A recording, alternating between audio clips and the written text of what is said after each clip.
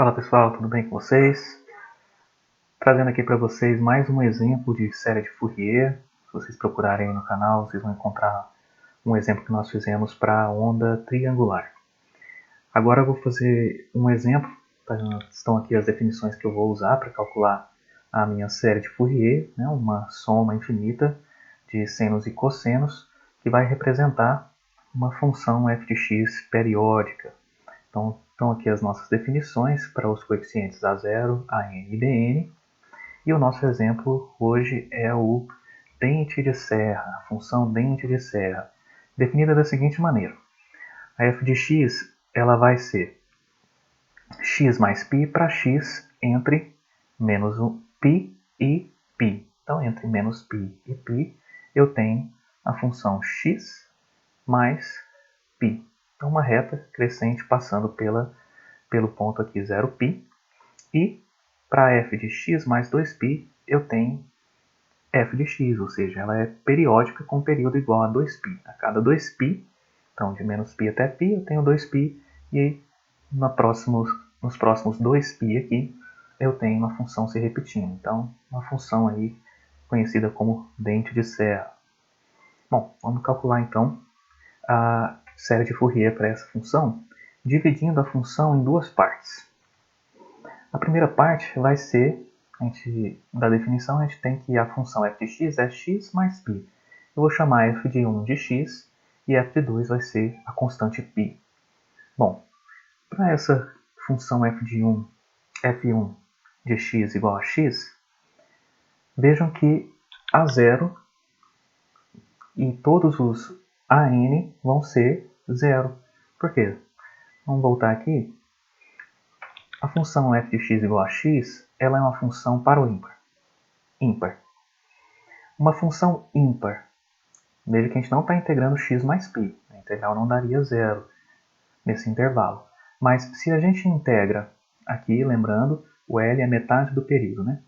Se a gente integra a função x, que é uma função ímpar, no intervalo simétrico com relação à origem, a gente obtém zero. Então, por isso, A0 é igual a zero.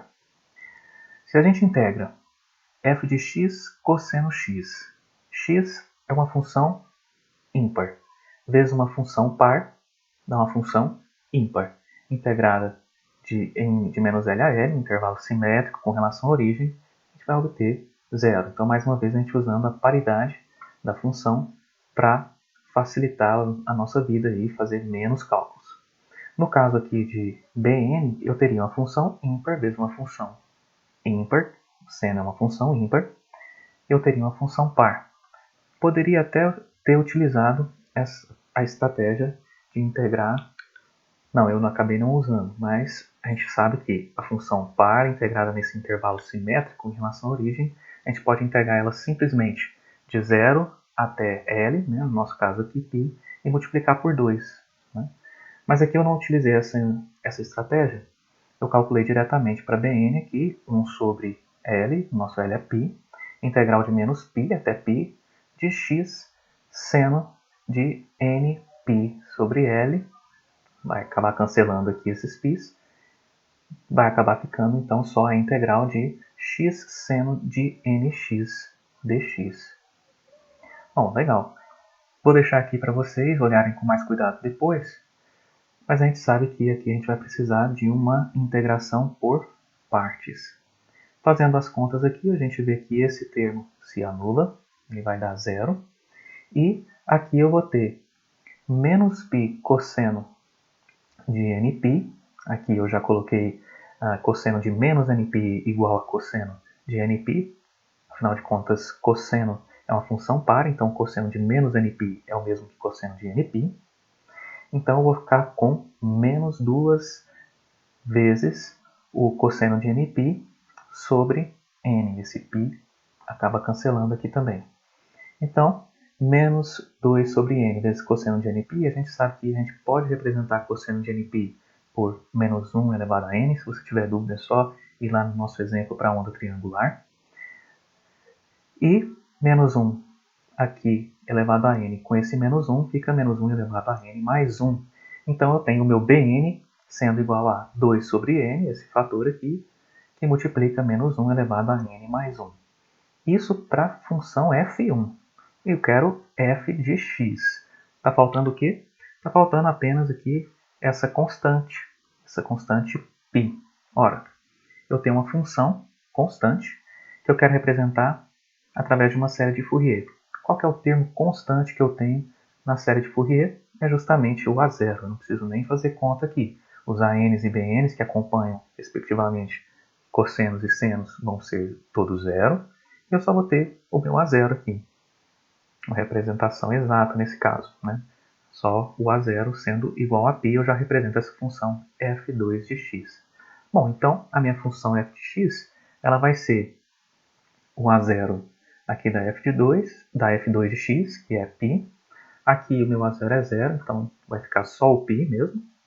E depois, os ANs aqui são zero e todos os outros ANs e BNs aqui são zero. Então, eu só vou ter esse A0 da f de 2, que é π, mais uma somatória desses BNs.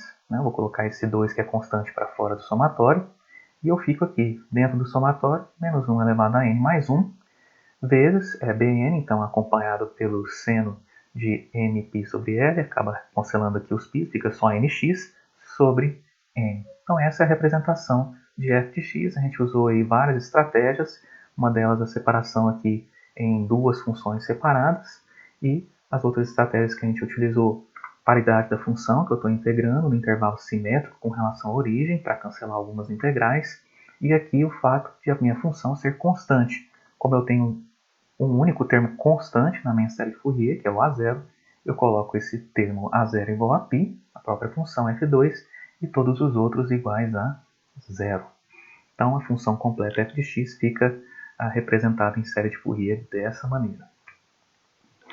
Quando a gente plota, aqui eu coloquei agora a função original em cinza, a função dente de serra, e aproximei a minha função f de x como sendo π mais apenas o primeiro termo, né?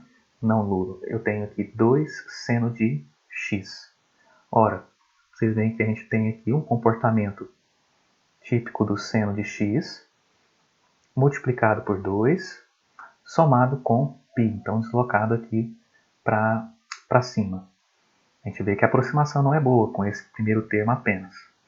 Quando a gente soma o segundo termo não nulo, que vai ser para n igual a 2, fica o 2 aqui fatorizado, em evidência, eu vou ter seno de x e agora menos seno de 2x sobre 2. Já começa a lembrar aqui a dente de serra, mas ainda não é uma aproximação tão boa.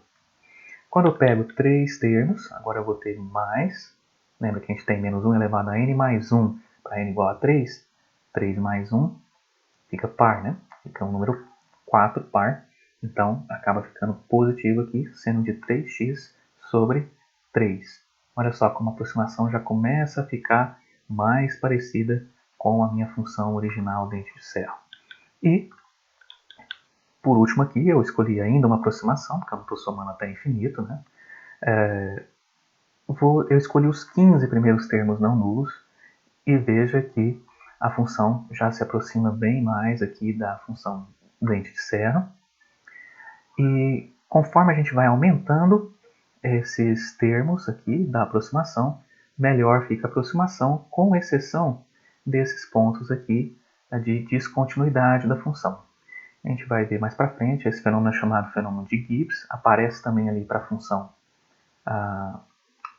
quadrada, para a onda quadrada, mas a gente vai ver isso mais para frente. Importante aqui que a gente conseguiu representar então a função f de x, que era a onda dente de serra, em função de uma soma infinita aqui no caso é finita até o termo 15, mas aqui nos slides anteriores uma soma infinita de senos. Beleza? Espero que vocês tenham gostado de mais esse exemplo. Um abraço aí.